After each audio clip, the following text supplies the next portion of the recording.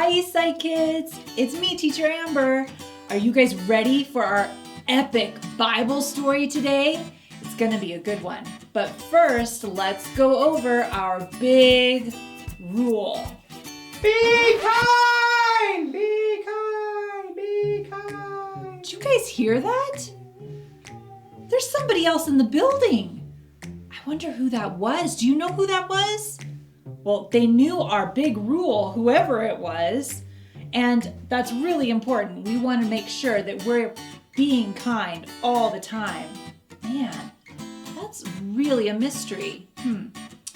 Well, why don't we look at our challenge for today, because that's another mystery. I have something in this little tiny bag, and I need you guys to guess what it is. Can you guess?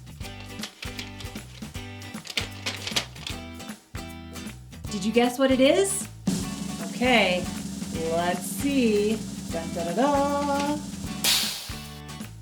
It's a loonie, $1. Just a little dollar.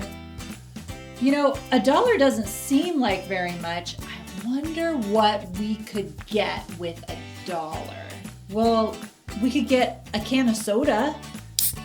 That's about $1. Or maybe a candy bar. I like candy bars. Or a toy from the dollar store. It's a small toy. You can buy a bag of chips! A bag of chips. What is that? Or you can buy a cucumber! Cucumber! You could buy a cucumber with $1, yeah. Or a potato! Potato! Maybe a potato. Or a sports car! No, you can't buy a sports car with $1. Sneakers! What is this voice talking Or a about? llama!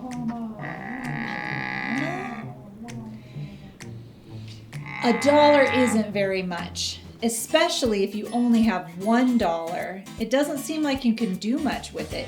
You know, sometimes we give money to people who need it. Sometimes we give money in our offering, and a lot of times all we have is $1, and it might not seem like we're helping very much. But did you know that if everybody at Eastside Kids gave $1, that would be a lot of money to help somebody who needs it? It's pretty cool, huh? We can be a big help in small ways. Where is that voice coming from? But you know, it's not wrong. We can be a big help in small ways. You know what? That reminds me of our story. Job's friends knew how to be a big help just by doing some really small things. Let's go look at our story and see what happens.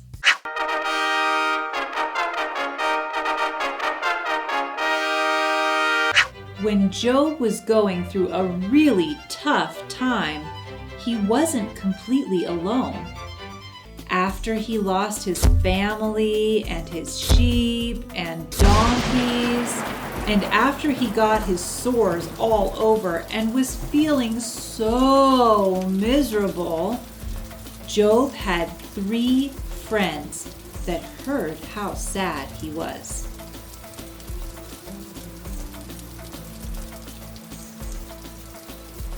These 3 friends came to help Job.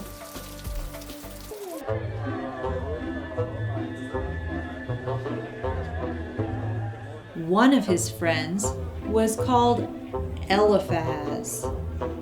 One of his friends was called Bildad. And the third was named Zophar. They knew Job was sad and they wanted to comfort him. So you know what they did? They sat with Job and were sad with him. They didn't say anything or try to fix anything. They just sat with him so he would know that they were there.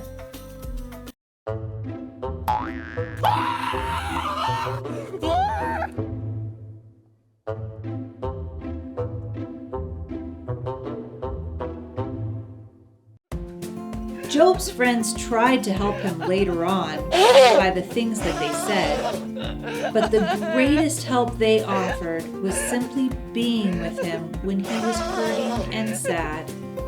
Sometimes the biggest help we can offer comes in the littlest things that we do. See, even though Job's friends didn't know what to do, they were able to be a big help with just some small things, like just being there for their friend.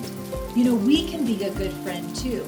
Even though we might not be able to fix everything, we know that God can, and we can be there to just comfort our friends when they're feeling sad.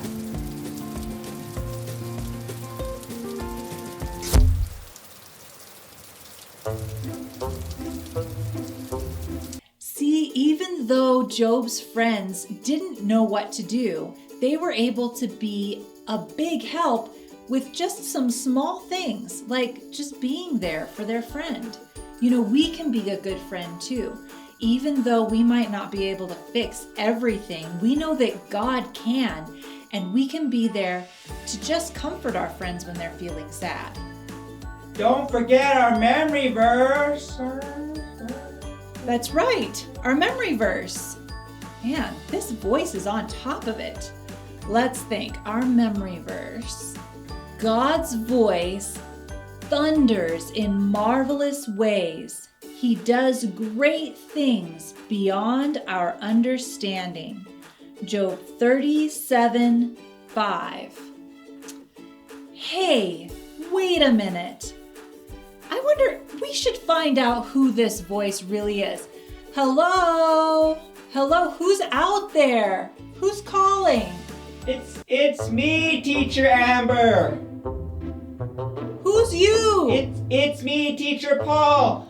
I got stuck in the candy closet because I could smell all the good candy, and when I opened the closet, there was so much candy for harvest party. Oh, So Teacher I Paul. got myself stuck inside because I ate too much and can't get out. Ow.